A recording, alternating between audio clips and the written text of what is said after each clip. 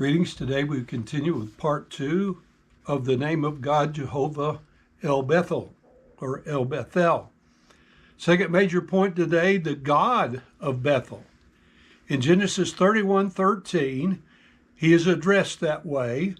In verse 11, he says, "The angel of the Lord spoke unto me in a dream." Now, the context of this passage would lead us to understand that this was one of the Old Testament appearances of Jesus Christ. We call them Christophanies or theophanies.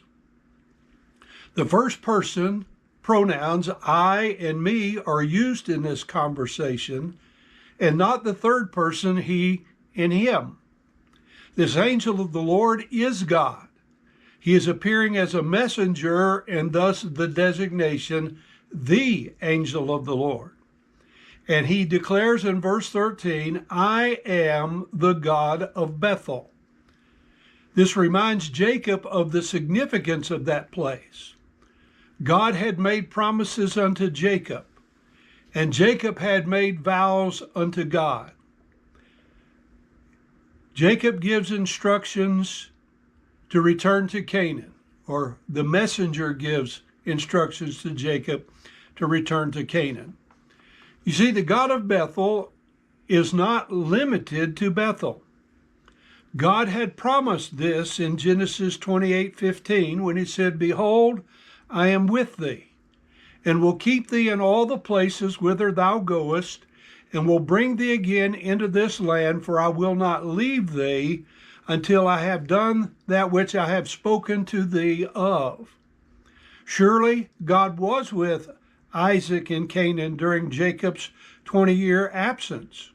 Surely God was with Esau as he moved eastward into the land of Edom during Jacob's absence. We have narrative how God was with Jacob and blessed him some 400 miles away in Haran.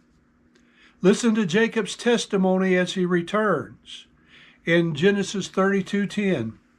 For with my staff I passed over this Jordan. Jacob is saying that this was his only possession when he left home.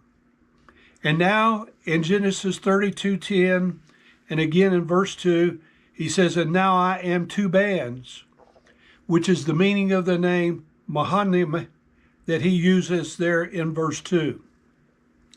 The same principle is illustrated for us in the book of Job. While God was taking care of Jacob's descendants in Egypt, God was also taking care of Job in the land of the east.